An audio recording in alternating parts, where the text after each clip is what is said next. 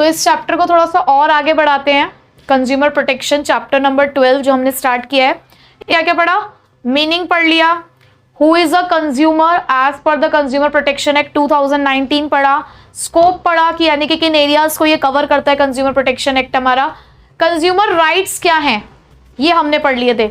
अब नेक्स्ट हम टॉपिक पढ़ने जा रहे हैं यहाँ पर कंज्यूमर रिस्पॉन्सिबिलिटीज, यानी कि देखो आपने अपने अधिकार तो समझ लिए, 6 अधिकार थे हमारे, हमने अपने अधिकार तो समझ लिए कि कंज्यूमर राइट्स क्या होते हैं, बट एज अ कंज्यूमर हमारे कुछ रिस्पॉन्सिबिलिटीज भी तो हैं। आप उन राइट्स का इस्तेमाल तभी कर सकते हो जब आपने अपनी रिस्पॉन्सिबिलिटीज पूरी करी हो। तो हमें अधिकार पता चल चुके हैं, अब जिम्मेदारियां पता करते हैं, ठीक है। सो कंज्यूमर रिस्पॉन्सिबिलिटीज को याद करने के लिए आप इसको इस तरीके से याद कर सकते हो, ऑनेस्ट, सीबीएसई, फेयर, एसआरसीसी। मैं यही कह रही थी कि ये 2 ऑर्गेनाइजेशंस बहुत जरूरी है आपकी जिंदगी में, बहुत इंपॉर्टेंट रोल प्ले करते हैं। एक प्रेजेंट है तो एक आपका फ्यूचर है, होप सो। पास्ट तो जा चुका, पास्ट तो छोड़ो, अब पास्ट में जीना ही नहीं चाहिए हमें, प्रेजेंट और फ्यूचर ये 2 इंपॉर्टेंट है हमारे लिए, ठीक है। तो चलिए, तो सबसे पहले जैसे कि मैंने यहाँ पे लिखा ऑनेस्ट, तो ऑनेस्ट से है हमारी ईमानदारी, यानी कि be honest in your dealing. अगर हम ही डिसऑनेस्ट होंगे अपनी डीलिंग्स में, अगर हम ही गलत काम करेंगे तो हम किस तरीके से अपने राइट्स का इस्तेमाल कर पाएंगे? क्या हम कर पाएंगे? नहीं। तो हमें अपनी डीलिंग्स के अंदर क्या होना चाहिए? ऑनेस्ट होना चाहिए, यानी कि जब भी आप सामान खरीदने के लिए जा रहे हो ना, तो आपको ईमानदारी से काम करना है। अब कई बार लोग क्या करते हैं, टैक्स बचाने के चक्कर में लोग बिल नहीं बनवाते। अब कल को सपोज करो जो सामान आप खरीद के लेके गए थे उसमें कुछ गड़बड़ निकली, अब आप कहते हो जी हम तो कंप्लेंट फाइल करेंगे, क्या एविडेंस है आपके पास? आपने ईमानदारी से बिल नहीं लिया ना, आपको उस टाइम पे टैक्स की चोरी करनी थी, आपको टैक्स बचाना था, तो आपने बिल नहीं लिया। कल को आपके साथ प्रॉब्लम हुई तो क्या आप अपने राइट्स का इस्तेमाल कर पाओगे? क्योंकि आपके पास प्रूफ ही नहीं है। तो इसलिए हमेशा अपने डीलिंग्स में ऑनेस्ट रहो। सी है हमारे पास, इसी से जुड़ा ask for the cash memo या इनवॉइस भी कह सकते हो आप, यानी कि आप कभी भी कोई भी खरीदारी करो, चाहे वो उधारी पे हो चाहे आपने कैश में कराओ, हमेशा बिल लो, हमेशा बिल आप अपना लेकर जाओ। क्यों? क्योंकि भाई कल को अगर कुछ भी होता है तो आपके लिए वो एज एन एविडेंस काम आएगा, आप कोर्ट में उसको प्रेजेंट कर सकते हो एक सबूत के तौर पर, ठीक है। तीसरा, B aware of the various goods and services available. भाई आप एक वाइज कंज्यूमर बनो ना, आप घुस गए किसी एक दुकान में सामान खरीदने के लिए और वो आपको ठग रहा है। क्यों ठग रहा है? क्योंकि आप बेवकूफ हो, आपको पता नहीं है कि मार्केट में क्या रेट चल रहा है, कहाँ कहाँ गुड्स और सर्विसेज अवेलेबल है। हाँ, पहले क्या करो, हर जगह जगह पता करो गुड्स और सर्विसेज। कोई भी देखो, मोबाइल फोन खरीदते हो, कार खरीदते हो, तो 10 बार हर चीज चेक करते हो ना कि इस वेबसाइट पे कितने प्राइसेस हैं, ये रिटेलर कितने प्राइस का दे रहा है। तेरे यहाँ पे कुरकुरे कितने? हाँ, कुरकुरे थोड़ी ना, तो मैंने मोबाइल फोन इन सब का एग्जाम्पल दिया है। तो हमेशा क्या करना है, हमें इन्वेस्टिगेशन करनी है। भाई वाइज कंज्यूमर बनना है, हमेशा हमें पता होना चाहिए कि जो भी गुड्स और सर्विसेज हम खरीदने जा रहे हैं उनकी क्या मार्केट प्राइस है, कहां पे वो कितने का मिल रहा है, ठीक। तो be aware of various goods and services available in the market. S stands for standardized goods, हमेशा स्टैंडर्डाइज्ड ब्रांडेड प्रोडक्ट्स खरीदिए। लोकल प्रोडक्ट्स पे अगर आप जाएंगे तो उनकी कोई गारंटी नहीं होती, ठीक है। लोकल प्रोडक्ट्स की कोई गारंटी नहीं है, कल को खराब होता है तो आप कहीं नहीं जा सकते उसकी कंप्लेन के लिए। वहीं पे अगर एक स्टैंडर्डाइज्ड प्रोडक्ट होगा जिसने अपने क्वालिटी स्पेसिफिकेशन आपको बता रखे होंगे कि हम इन क्वालिटी स्पेसिफिकेशन को मेंटेन करते हैं, कल को वो उसको पूरा नहीं कर पाए तो आप कंप्लेन कर सकते हो, ठीक है। तो खुद सही रहो ना, खुद स्टैंडर्डाइज्ड प्रोडक्ट्स खरीदो। उसके बाद रिस्पेक्ट द एनवायरनमेंट। भाई देखो, ऐसी चीजें खरीदो जो हमारे एनवायरनमेंट को रिस्पेक्ट करती हो। जैसे कि दिवाली का माहौल चल ही रहा था और आपने देखा कि कितना हम लोगों ने अपने एनवायरनमेंट को रिस्पेक्ट किया है। जहां पर पटाखे बैन थे वहां पर धूम धड़ाके के साथ हम लोगों ने दिवाली मनाई, तो हमने बहुत अपने एनवायरनमेंट को रिस्पेक्ट किया।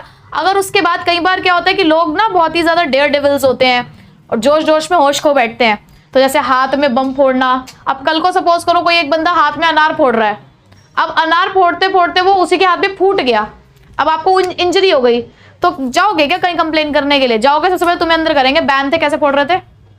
आप ऐसा सामान इस्तेमाल कर रहे हो जो आपके एनवायरनमेंट को डिग्रेड कर रहा है, तो आपकी रिस्पॉन्सिबिलिटी है ना कि आप ऐसा सामान इस्तेमाल करें जो आपके एनवायरनमेंट को प्रोटेक्ट करता हो। और आप वाटर बॉटल्स देखें जो हम बाहर से मिनरल वाटर खरीदते हैं, उसके पीछे crush the bottle after use, क्योंकि पता है क्या, लोग रीयूज करते हैं बॉटल्स को, पर आपको पता है हर बॉटल के ऊपर एक एक्सपायरी डेट लिखी होती है। वो एक्सपायरी डेट उस वाटर की नहीं होती, उस कंटेनर की है, कि ये कंटेनर सिर्फ इतने टाइम तक ही आपके लिए सही है, इसके बाद इसके अंदर की चीज आपके लिए सही नहीं रहेगी, क्योंकि ये कंटेनर सही नहीं रहेगा।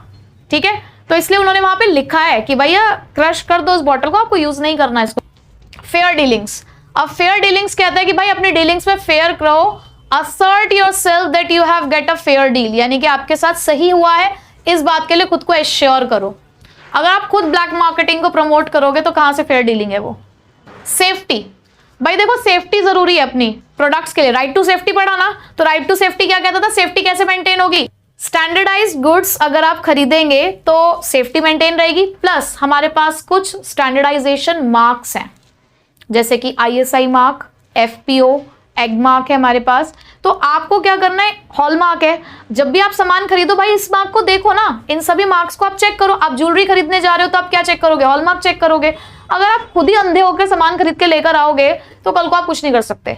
तो अपनी सेफ्टी के लिए खुद ही आपको उन सभी चीजों को चेक करना ही आपकी रिस्पॉन्सिबिलिटी है। Read the labels carefully. अगर आप कोई भी सामान इस्तेमाल करते हो जो थोड़ा सोफिस्टिकेटेड है, जिसको इस्तेमाल करने से पहले थोड़ा सा ध्यान देने की जरूरत है, तो हमेशा लेबल्स को केयरफुली पढ़ें। चाहे आप कोई नॉर्मल कपड़ा भी खरीद के लेकर आ दो, आप बहुत फैंसी ड्रेस अपनी लेकर आए, फैंसी ड्रेस का मतलब ये नहीं वैसे वाली फैंसी ड्रेस, मतलब अपनी थोड़ी सी अच्छी ड्रेस आप लेकर आए, अब उसके ऊपर लिखा होता है कि भाई इसको घर में वॉश नहीं करने का, इसको ड्राई क्लीन करने का। ठीक है, अगर कोई बाहर जाके वॉश करने का मतलब ड्राई क्लीन करवाना है आपको। अब आप उसे अगर घर में अपने डिटर्जेंट में धो और कल को फिर वो खराब हो जाए तो फिर उसमें किसकी गलती है, आप लोग की गलती है ना। उन्होंने तो लिखा है, तो उन्होंने कुछ इंस्ट्रक्शंस आपको दिए हैं, मेडिसिन के पीछे इंस्ट्रक्शंस लिखी होती हैं, तो इंस्ट्रक्शंस को केयरफुली रीड करना है। ठीक है, उसके बाद है कंज्यूमर सोसाइटी। देखो कंज्यूमर सोसाइटीज बनाओ, वो कहते हैं ग्रुप बनाओ, भीड़ में चलो, भीड़ में चलोगे तो केस फाइल कर लोगे, जीत जाओगे। एक अकेला बंदा घबराता है, भाई कल को किसी कंज्यूमर के साथ गलत हुआ, घबराएगा कि यार इतनी बड़ी कंपनी के अगेंस्ट हम क्या कर लेंगे। तो कंज्यूमर सोसाइटीज बननी चाहिए। कंज्यूमर सोसाइटीज क्या करेंगी, कंज्यूमर्स के बिहाफ पर केस फाइल करेंगी। ठीक है, कंज्यूमर कोर्ट्स में जाके। तो कंज्यूमर सोसाइटीज बनानी है, आपस में ऑर्गेनाइज्ड कंज्यूमर बनना है हमें। ठीक है, उसके बाद कंप्लेंट इन कंज्यूमर फोरम। अगर आपके साथ कभी भी कुछ गलत होता है तो कंज्यूमर कोर्ट्स बने हुए हैं, कुछ फॉरम्स बनी हुई हैं, अभी हम पढ़ेंगे भी कि कब कहाँ जाकर हम कंप्लेंट फाइल कर सकते हैं, अभी हमें वो पढ़ना है। तो अगर आपके साथ कुछ भी गलत होता है, आप कॉम्पेंसेशन डिमांड कर रहे हो, आपको जस्टिस चाहिए, वही रेड्रेसल चाहिए अगर आपको, तो आपको पता होना चाहिए कि कौन से कंज्यूमर फोरम में जाकर आपको केस फाइल करना है, ये आपकी रिस्पॉन्सिबिलिटी है। ठीक है, तो ये कुछ हमारी रिस्पॉन्सिबिलिटी थी एज अ कंज्यूमर।